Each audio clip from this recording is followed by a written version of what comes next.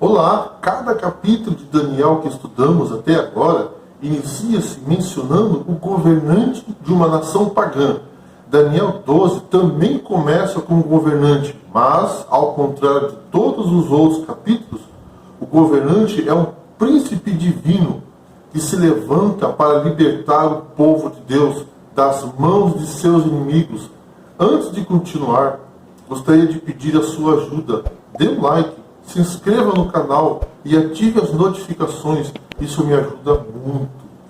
Muito obrigado e Deus te abençoe. Bom, vamos orar? Altíssimo Pai Celestial, vamos estudar a sua palavra. Gostaria de pedir a tua presença e a unção do teu Espírito Santo. É o que pedimos. Em nome de Jesus. Amém.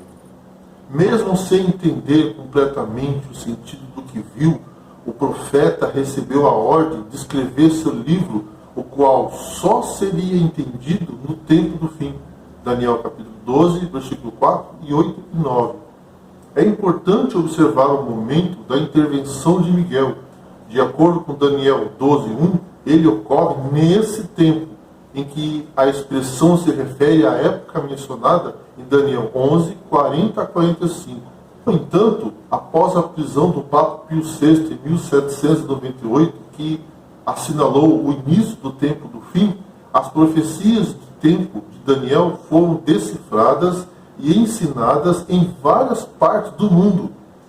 Hoje temos o privilégio de reconhecer que a maior parte dessa profecia foi cumprida e que estamos muito mais perto da conclusão de tudo, que é a vitória do povo de Deus na volta de Jesus. É importante notar que os capítulos 10, 11 e 12 constituem uma única visão e não três. Todas as profecias de Daniel revelam o fato de que o falso sistema religioso romano será o ator principal na cena do encerramento do conflito dos séculos. O último verso de Daniel 11 termina com as palavras: mas chegará o seu fim, e não haverá quem o socorra. É nessa hora que Miguel assume o comando. Parte 1. Quem é Miguel? Vamos ler Daniel 12, 1. Nesse tempo se levantará Miguel, o grande príncipe, o defensor dos filhos do teu povo, e haverá tempo de angústia, qual nunca houve, desde que houve nação até aquele tempo. Mas, naquele tempo, será salvo o teu povo, todo o que for achado escrito no livro. Dois aspectos importantes da obra de Miguel podem ser inferidos a partir do verbo levantar, utilizado em Daniel 12, 1, para descrever sua ação. Primeiramente, esse verbo ecoa o surgimento de reis para conquistar e governar. O verbo também tem primariamente uma conotação militar. Isso mostra que Miguel atua como um líder militar que protege o seu povo e o conduz de maneira especial durante os últimos estágios do grande conflito. Em segundo lugar, o verbo levantar também indica um cenário de juízo. Miguel se levanta para agir como advogado no tribunal celestial. Como o Filho do Homem, ele vem perante o ancião de dias para representar o povo de Deus durante o juízo investigativo. Daniel 7, 9 a 14. Portanto, o ato de Miguel se levantar ou ascender nos lembra os aspectos militares e judiciais em sua obra. Em outras palavras, ele está investido com o poder para derrotar os inimigos de Deus e com autoridade para representar o seu povo no tribunal celestial. Se levantará Miguel, o guardião celestial do povo de Deus, quando o poder apóstata e seus aliados estiverem concentrados em destruir esse povo. Os servos de Deus, nos últimos tempos, ameaçarão os poderes da época, proclamando uma mensagem evangélica de lealdade ao Deus Criador e a realidade de uma prestação de contas a Ele por ocasião do seu juízo. Apocalipse 14, de 6 a 12.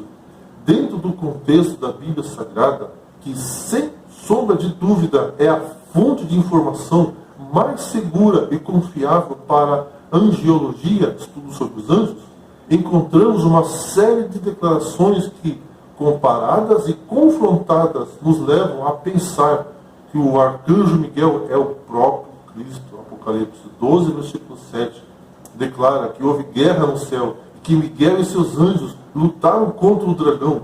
Daniel 8, 25 diz que por sua astúcia, nos seus empreendimentos, fará prosperar o engano, levantar-se-á contra o príncipe dos príncipes. Daniel 12, 1 enfatiza que nesse tempo se levantará Miguel, o grande príncipe. Daniel 9, 25 refere-se ao ungido como sendo o príncipe nessas palavras. Desde a saída da ordem para restaurar e para edificar Jerusalém, e até ao ungido, ao príncipe. No versículo 26 fala que o ungido, ou o príncipe, do versículo 25, será morto depois das 62 semanas, mas será morto o ungido e já não estará. Daniel 9, 26.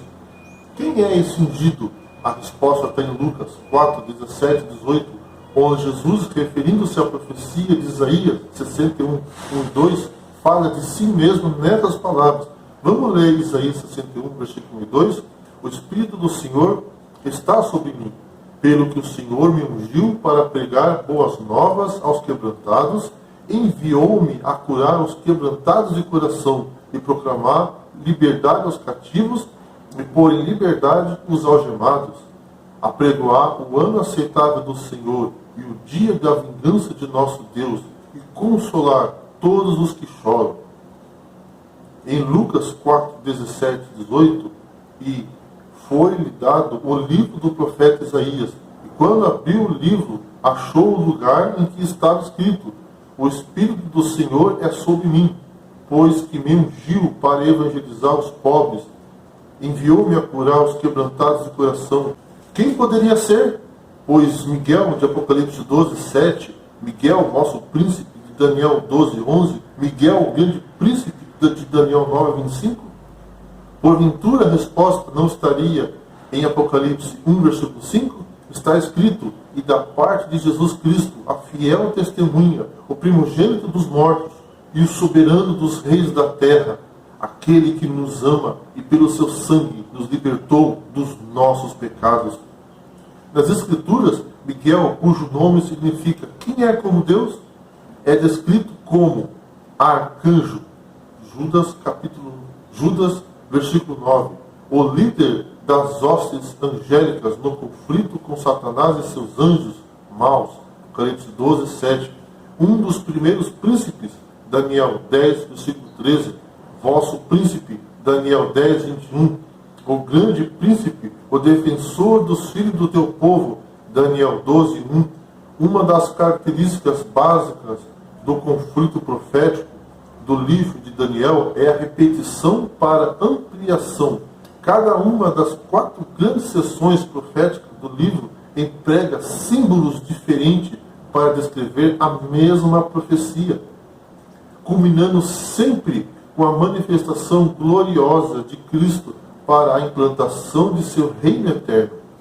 Essa manifestação de Cristo é simbolizada em Daniel 2, pela pedra cortada sem auxílio de mãos, versos 34, 35 e 44 e o 45. Em Daniel 7,13, pelo aparecimento do Filho do Homem. E, finalmente, em Daniel 12,1, pela vinda de Miguel, o grande príncipe, defensor dos filhos do teu povo. Alegar que Miguel seja um simples anjo significa quebrar o paralelismo estrutural do livro. Daniel 7 mostra que o Filho do Homem entra onde se acha o trono de Deus, e Miguel se assenta para o início do julgamento. Miguel se levanta no fim do julgamento. O que isso significa? Na profecia de Daniel 11, versículo 2 e 3, levantar-se significa tomar o poder ou governar. Quando terminar o julgamento, Miguel tomará o reino a que pertence. Quando Miguel se levantar, haverá um tempo de angústia sem precedentes.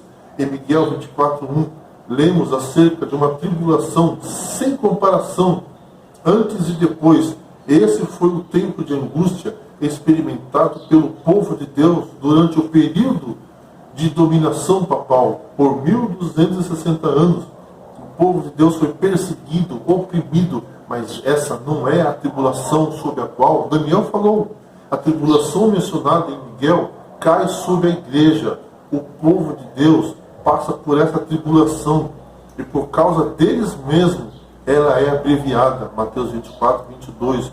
O tempo de angústia, descrito por Daniel, não é um tempo de perseguição religiosa, mas de calamidade internacional.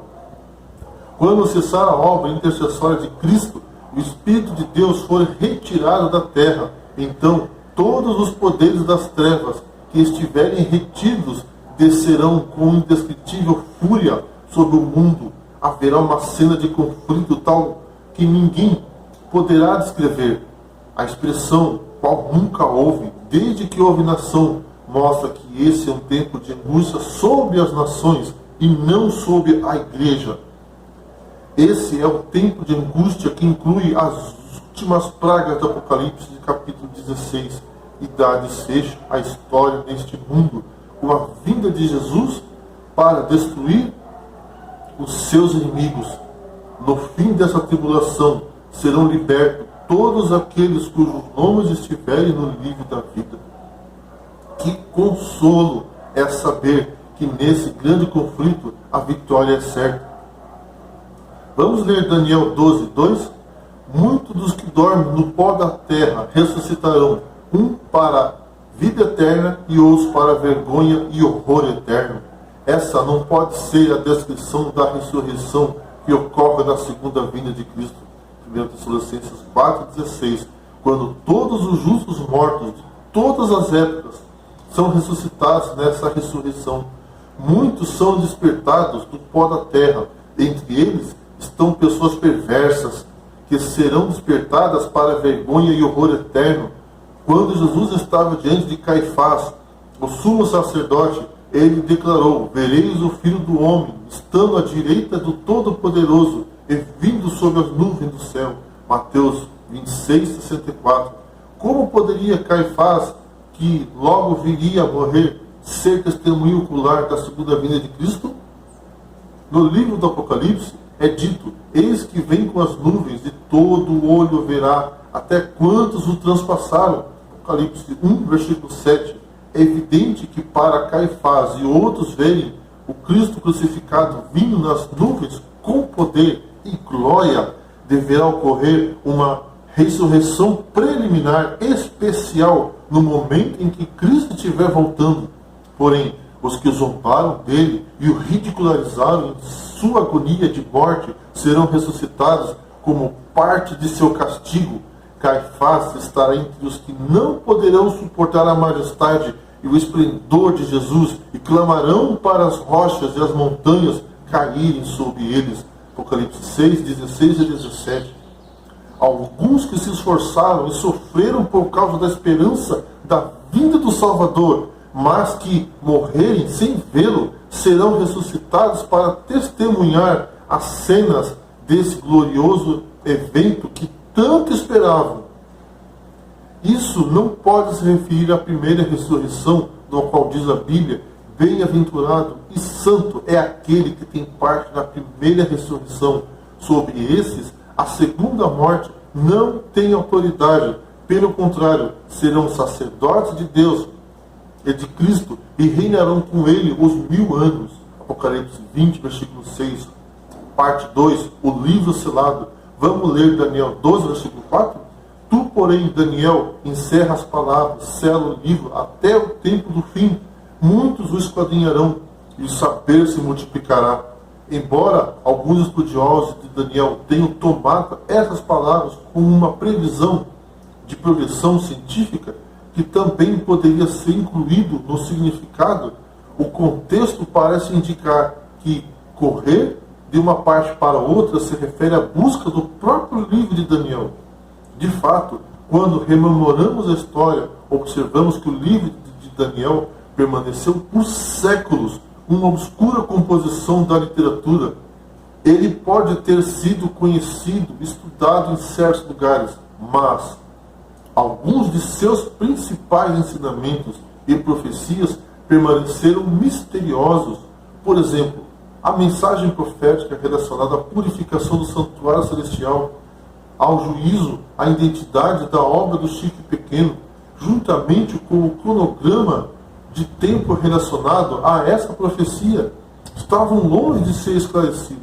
Contudo, a partir da reforma protestante, mais e mais pessoas começaram a estudar o livro de Daniel. No entanto, apenas no tempo do fim, o livro foi finalmente aberto e seu conteúdo mais completamente revelado. Parte 3. O tempo de espera, Daniel 12, versículos 5 até o 13. Como o livro foi concluído? Curiosamente, a cena final ocorre no Rio Tigre, lugar da última importante visão de Daniel, Daniel 10, versículo 4. Esse paralelismo comprova que os 1290 e 1335 dias de Daniel 12, versículo 11 e 12, compartilham da mesma natureza profética, apocalíptica, que os tempos e metade de um tempo de Daniel 7, 25 e as 2.200 tardes e manhãs de Daniel 8, 14. Assim, se aplicarmos o princípio de ano aos períodos proféticos de Daniel 7 e 8, também devemos aplicá-lo aos períodos de Daniel 12, pois todos esses períodos estão interligados entre si, mas especificamente esse período de tempo foi mencionado em Daniel 7, 25 e depois em Apocalipse 11, 3, 12, 6 e 14 e 13, 5. Ele também corresponde aos 1260 anos de supremacia papal, que se estenderam de 588 até 1798. 3 profecias de tempo específicas aparecem em Daniel 12. A primeira previu que um tempo, 2 tempos e metade de um tempo duraria até o poder do povo santo fosse finalmente quebrado. Essa profecia se refere ao tempo durante o qual os santos estavam na mão dessa entidade simbolizada pelo chifre pequeno, Daniel 7, 25. De acordo com Daniel 7, esse período de 3 tempos e meio vai de 538, com o estabelecimento do papado, até 1798, quando o imperador francês Napoleão pôs fim ao governo secular do papado e assim destruiu o poder que oprimiu o povo de Deus. O segundo tempo profético mencionado é o de 1290 dias. Essa profecia de tempo deveria começar com a remoção do diário e o estabelecimento da abominação desoladora. Daniel 12, 11. Sacrifício diário. No livro de Daniel, o termo se refere, obviamente, ao contínuo ministério sacerdotal de Cristo no santuário celestial. Daniel 8, 9 a 14. E ambos começam com a remoção do sacrifício diário e o estabelecimento da abominação desoladora. Em Daniel 8, descobrimos que o sacrifício diário se refere à intercessão contínua de Cristo, que foi substituída por um sistema falsificado de adoração. A abominação desoladora subentende o amplo sistema de contrafação, e esse ministério, construído sob as teorias antibíblicas da imortalidade natural da alma, da mediação dos santos, do confessionário, do sacrifício da missa. Esses eventos estão relacionados com a obra do chifre pequeno, que removeu o sacrifício diário e estabeleceu a abominação desoladora. Daniel 8, 9 a 12. Portanto, esse período profético deve coincidir com os 3 tempos e meio mencionados anteriormente. Seguramente, esse tempo se estende até 1798. Nesse caso, remonta a 508 d.C. O principal evento que ocorreu em torno dessa data foi a conversão do rei francês Clovis à fé católica. Esse importante acontecimento, comparável à conversão de Constantino ao cristianismo, preparou o caminho para a consolidação do poder papal. É interessante que tanto o início como o final desse período profético são marcados pela ação de um líder francês.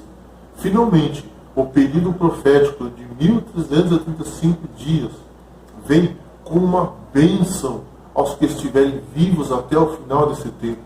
Nenhum ponto de partida ou de término é apresentado, mas parece que esse período de tempo é uma continuação do período anterior, dos 1290 dias. Assim, a partir da conversão de Clovis, em torno de 508, os 1335 dias chegam a 1844, quando a mensagem do primeiro anjo estava sendo pregada e as 2300 tardes e manhãs estava chegando ao seu fim. Essa foi a época do movimento milerita e do estudo renovado das profecias bíblicas. Foi um tempo de espera e esperança no retorno iminente de Jesus. O cumprimento das profecias de Daniel deve alcançar um futuro distante. Daniel descansaria no túmulo, mas no final dos dias, isto é, na conclusão do período da história deste mundo, lhe seria permitido outra vez estar em sua posição e em seu lugar.